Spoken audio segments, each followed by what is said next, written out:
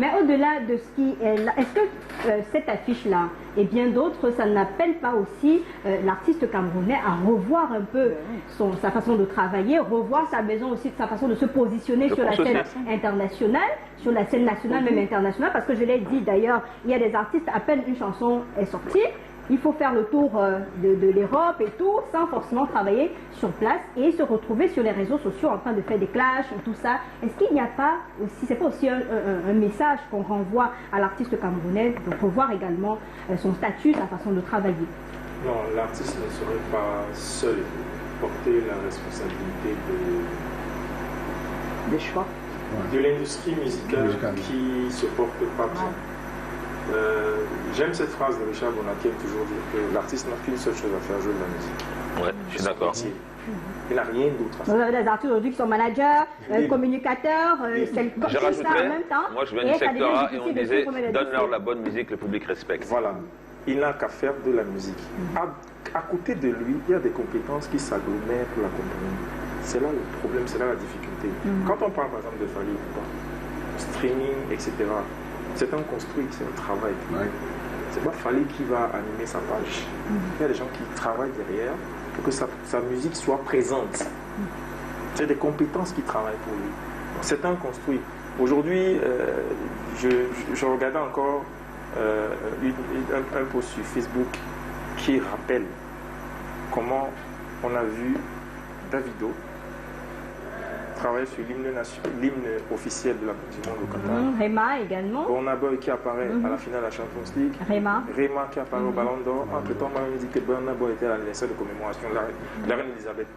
Le soft power Nadia, c'est pas spontané. Il y a un travail derrière. Et c'est pour ça que partout le veuille ou non, il a une responsabilité. En tant que leader dans le business, s'il ne l'entend pas, c'est son problème. Oui, il va entendre.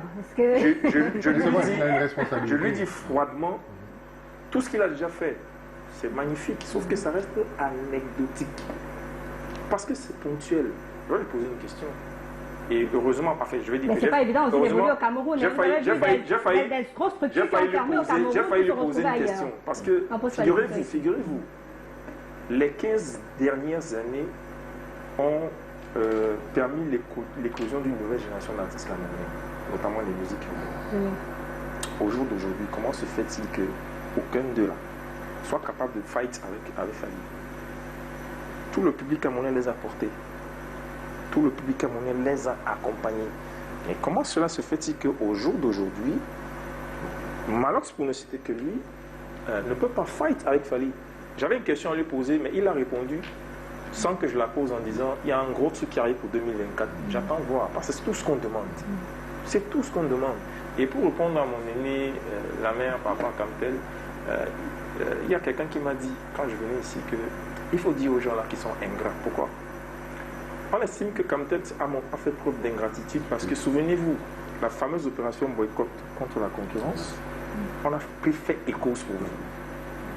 Sans réfléchir, on a pris fait et cause pour Kamtel. Sentiment patriotique.